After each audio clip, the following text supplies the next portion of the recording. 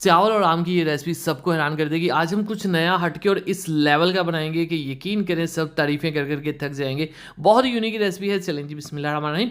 एक खूबसूरत सा पैन लेंगे, उसमें लेंगे ढेर सारा पानी। जैसे गर्म हो जाएगा उसमें आपने हाफ़ कप के करीब चावल जो हमने पहले भिगो के रखे थे कोई घंटा 2 घंटे पहले, ये ऐड कर देने और इसे पकाना शुरू कर देना। आपने इसमें कोई नमक, कोई मसाला कुछ भी ऐड आपने नहीं करना। बस आपने करना क्या है, इसको पूरी तरह आपने बॉयल कर लेना है और बिल्कुल आपने इसको नरम कर लेना है। ये देखिए मैं आपको चेक करवाता हूँ, बिल्कुल नरमी। जैसे-जैसे रेसिपी आगे बढ़ेगी ना, यकीन करें आपको मज़ा आ जाएगा और एंड पे आप कहेंगे कि ये तो मैं तैयार करूँगी ज़रूर। तो यहाँ पे हमारे पास हैं बिस्मिल्लाहिर्रहमानिर्रहीम बहुत ही खूबसूरत मैंगो जो कि आजकल बहुत सस्ते हुए हैं। इसको हमने धो के छील लेना है। याद रखिएगा मैंगो से रिलेटेड जितनी रेसिपीज़ होती हैं वो बहुत मज़े की बनती हैं और आजकल ये बहुत सस्ते हैं, तो इनकी आपने ये सभी रेसिपीज़ ट्राई करनी है, कोई भी आपने स्किप नहीं करनी। आम को अच्छे से कट करके आपने रफली इस तरह से जो है वो काट लेना है, ठीक है? जैसे मर्ज़ी काट लें। इस रेसिपी में किसी भी तरह का मैंगो आप यूज़ कर सकते हैं, दुशहरी है या कोई भी है, सारे मैंगो इसमें चल जाते हैं। अच्छे से इसको करेंगे कट। रेसिपी को आपने पूरा देखना है वरना आपकी रेसिपी ख़राब हो सकती है। कुछ बातें हैं जो एंड पे जाके मैं आपको बताऊँगा जो सबसे अहम है।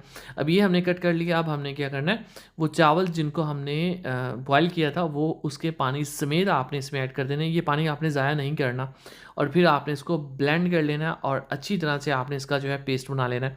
ये रेसिपी में 1-2 स्टेप्स हैं जस्ट, लेकिन रेसिपी इतनी आसान है कि जिस शख्स ने आज तक किचन में कोई रेसिपी नहीं बनाई, वो भी अगर फर्स्ट टाइम इसको ट्राई करेगा तो ये उतनी ही परफेक्ट इंशाल्लाह और शानदार बनेगी, जितनी आपको इस वीडियो में नज़र आ रही है। मतलब कि कुछ रेसिपीज़ ऐसी होती हैं जिनमें फ़ेल होने के चांसेस होते ही नहीं हैं, तो ये उनमें से एक है। अच्छे से इसका पेस्ट बन गया, ठीक है? अब हम इसको करते हैं साइड पे और उसके बाद जो हमने मैंगो अभी कट किए थे उसका भी हम जहाँ पे जो है प्यूरी बना लेंगे, उसका एक पल्प जो पेस्ट सा है वो बना लेंगे। इस रेसिपी को सबसे ज़्यादा जो पसंद करने वाला है वो है आपके घर के बड़े, ठीक है?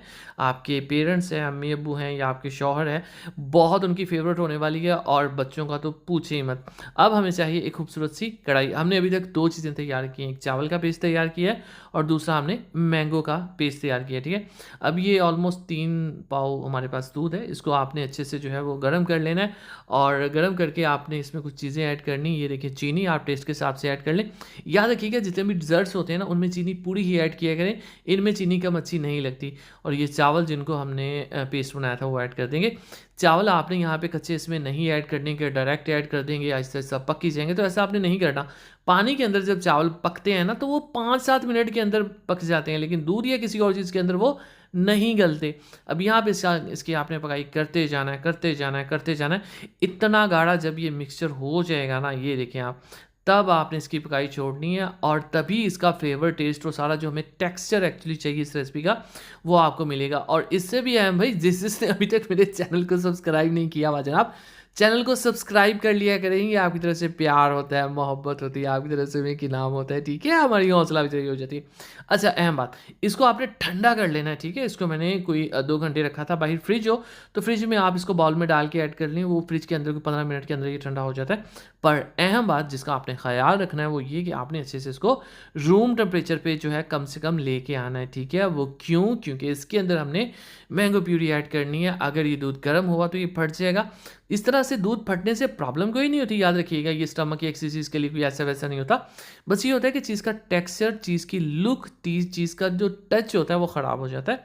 सो इसलिए आपने इसको रूम टेम्परेचर पे लेके आना। और कमेंट बॉक्स में प्लीज़, प्लीज़, प्लीज़ ये मत कहिएगा कि दूध में आपने मैंगो ऐड कर दिया और ये ऐसा कुछ नहीं है।